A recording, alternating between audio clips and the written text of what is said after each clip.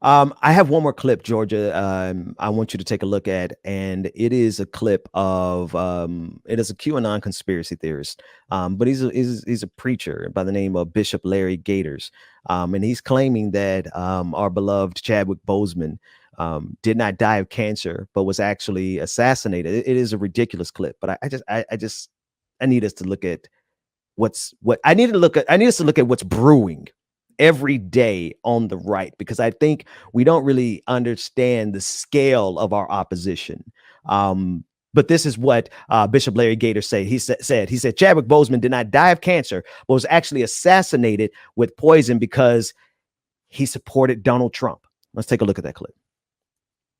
Told that he died of colon cancer. Now, according to my two contacts in the federal government, Chadwick Boseman, through his autopsy, died of thallium arsenic poison. Okay, that's what he died of. That's the unofficial story. But the official story says that he died of colon cancer. Why was Chadwick Boseman a threat? Chadwick Boseman was a black conservative, like Kobe Bryant was, like Tiger Woods, like Dr. Dre, the music mogul, 50 Cent. They support President Trump.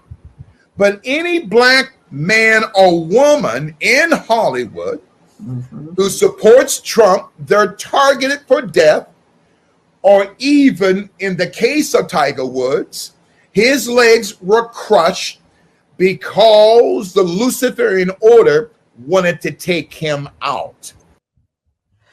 All right. I want to unpack this just a little bit, not because of who the guy is, but because this argument went so viral. Not just him, but the argument that he pulled it from went so viral on Facebook that Facebook had to delete the two posts that it came from. And I'm reading a fact check from Reuters.com, and they shared examples of this conspiracy theory. And here's basically the summary. The verdict is or actually the summary of the conspiracy. The claim stems from an article posted on a website called Toronto Today, titled "Autopsy: Chadwick Boseman was poisoned.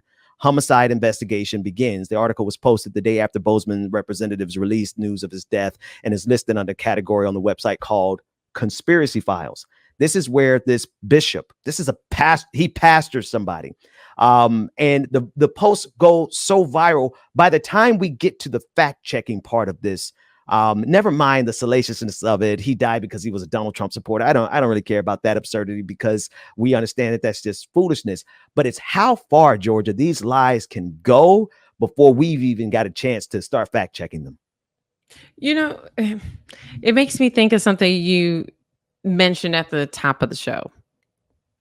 The fact that we're fighting against the algorithm, we're fighting against the technology and these big social media companies to simply talk about Black issues. Yeah. Not harming nobody, not spreading lies. And then here you have someone who legitimately is doing that, and they're going viral. And the damage that causes, and the erosion of our society, because we have people who are hell bent on getting clicks and being famous and going viral, that they will do it at the expense of compromising truth. They have no compunction whatsoever. In fact, they are incentivized. The algorithm incentivizes this type of behavior, and it penalizes truth tellers. It does. And this is why at the opening monologue, I was like, I'm not going to go into the reasons we were suspended on YouTube, because I have found that even when we're right,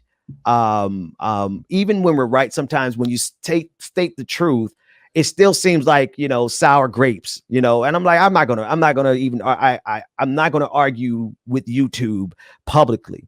I'm going to argue with their asses privately for sure. But that said, they incentivize this type of behavior because it does do exactly what you said, Georgia. It drives clicks. And now you have two viral articles. Both had to be pulled from Facebook. But now you have these videos that are all over the web because, well, the videos can stay up, but the articles come down. But video content is just as compelling. We got thousands upon thousands of videos out here that are spreading conspiratorial lies that ultimately get people killed also, because in this QAnon category of conspiracy theories, it's not just about trying to convince everybody that Donald Trump is a savior. It's also about pushing away science as it pertains to COVID-19. And we're in the middle of we're at the beginning stages of the Delta variant stage. And we have this level of conspiracy theory able to run unabated without direct interaction from the social media companies who are like Mark Zuckerberg. They're becoming more and more leery in terms of interacting and stopping this misinformation. So we are at a huge disadvantage here, Georgia. Yeah, and I think that it's very telling. We have a strike that's happening on TikTok where Black creators are pulling out and legitimately protesting the social media platform. And I'm surprised we haven't seen more of that on other platforms, because there is a lot of exploitation of Black content, and there are a lot of limitations and restrictions that are placed on content that is truthful. But as it pertains to Black lives, as it pertains to anything pro-Black, you automatically, especially those who are content creators professionally, people who are Black are automatically going to earn less money in this profession than people who are white if they have a focus on Black Lives Matter, covering anything with that. They don't even have to be like supporting it or encouraging people to like participate. But if they're talking about it, if they're just talking about it, or anything that's pro-Black, and there have been studies and people have done screen records on the back end of their social media platforms when they're uploading stuff to show people, to give evidence of this. And so the thing for me, to see content that is not based on facts that is allowed to circulate, I think at some point we have to start to hold these social media platforms accountable, because they're exploiting this content, and ultimately they are contributing to this era that we're in about fake news and people not trusting truthful sources because they've had so many experiences with content and information that's been put out there as facts that it's not. So I encourage people to be skeptical. When you hear and see someone who is talking about someone they don't know, do some research, do additional research. I'm not saying everyone is lying, but that is gossip. If I even in the political realm, when we sit here and we're talking about these politicians, we're getting second, third, fourth, fifth hand information.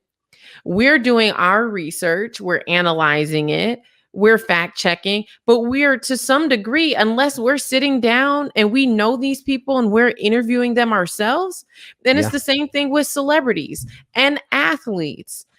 It's regurgitated information. It's like the game of telephone. Remember when we were kids? You sit in a circle and you whisper, and by the time it gets all the way back around, it's not the same message. And so we all have to approach content consumption with some skepticism, because most of the people on the internet are regurgitating information as opposed to giving you facts.